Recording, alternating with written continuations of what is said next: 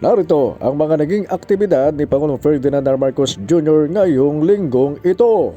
Lunes, Pebrero 26, nilagdaan ni Pangulong Ferdinand R. Marcos Jr. ang dalawang panukalang batas.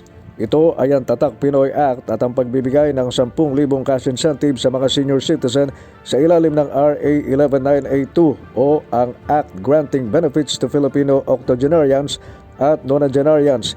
Sinabi ng Pangulo na sa pamamagitan ng Tatak Pinoy Act ay mapagyayaman ito ang malikaing mga ideya para sa mga produktong Pinoy habang pamumuhunan din anya ito sa galing ng mga Pinoy at hindi lang basta branding.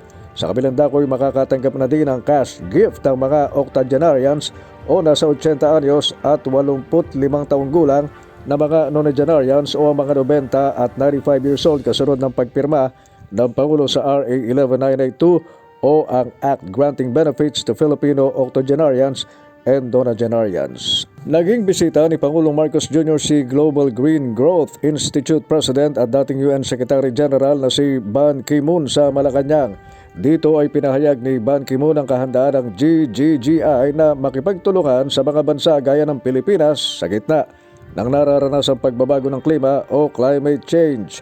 Iginit naman ni Pangulong Marcos Jr. ang kahalagahan ng tamang pag-iinvest sa infrastruktura, enerhiya at mga mapagkukunan ng tubig. Sa pamamagitan na niya ng paglahok sa mga international organization at paggamit ng bagong teknolohiya, ay mapapalakas ng bansa ang kakayahan nito at makapag-aambag sa pandaigdigang pagsisikap upang mabawasan ang epekto ng climate change.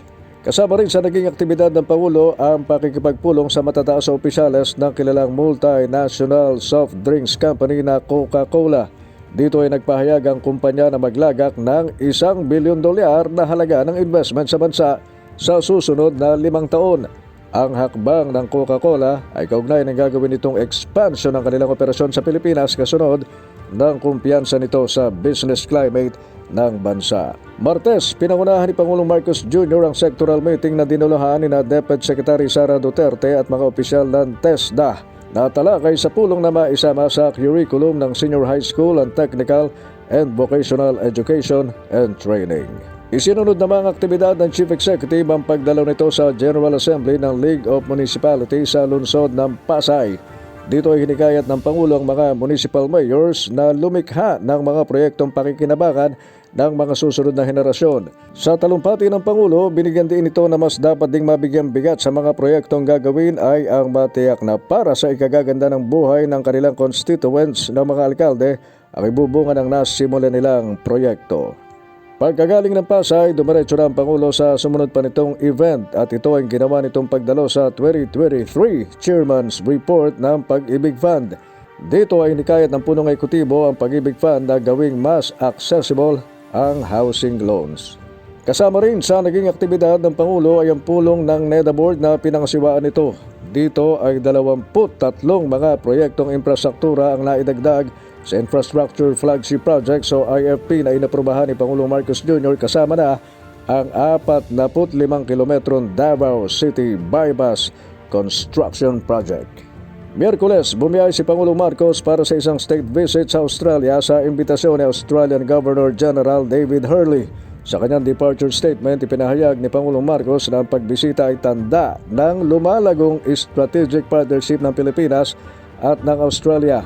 Layunin ang nabanggit na pagbisita ng Pangulo na palakasin pa ang ating pakikipag-ugnayan sa bansa sa iba't ibang mga larangan kabilang ang seguridad, kalakalan at pamumuhunan. Huwebes, February 29, umarap sa Australian Parliament ang Pangulo. Dito ay pinahayag ng Pangulo ang patuloy na paninindigan itong depensa ng kasarinlan ng Pilipinas habang binigyan din ito na hindi bibigay ang bansa sa usapin ng South China Sea at patuloy niyang pangahawakan ng bansa kung ano ang itinatakda ng United Nations Convention on the Law of the Sea na siyang Constitution of the Ocean. Matapos ang pagsasalita sa Australian Parliament ay nagsalita naman ang Pangulo para sa isang joint statement. Dito ay pinahayag ng Chief Executive ang kanyang kumpiyansa na mas lalakas pa ang ilang aspeto ng relasyon ng Pilipinas at Australia sa harap ng napirmahan 3 agreement sa pagitan ng dalawang bansa. Ito ay may kinalaman sa information sharing capability building sa aspeto ng interoperability in the maritime domain ng Pilipinas at Australia, ganun din ang mas matatag na partnership sa aspeto ng Cyber and Critical Technology, ganun din ng Competition Law. Ilan pa sa naging aktibidad ng Pangulo kasama si First Lady Liza Marcos ay ang pakikipagkita kina Governor General David Hurley at Ginang Linda Hurley sa Government House. Nagkaroon din ng dialogo ang Pangulo kay Honorable Peter Dutton, leader ng oposisyon sa Australia. At bago tumulak pabalik ng Pilipinas, isang state luncheon ang inihanda muna ni Governor David Hurley at Ginang Linda Hurley para kay Pangulong Marcos at First Lady Liza Marcos. Mula doon ay bumiyahe na pauwi ang Pangulo at ang unang ginang ganon din ang buong delegado ng bansa pabalik ng Pilipinas. Dumating ang Pangulo sa Villamor Air Base ng alas 8:30 ng gabi ng Huwebes, February 29. At yan ang naging aktibidad ni Pangulong Marcos Jr. para sa linggong ito.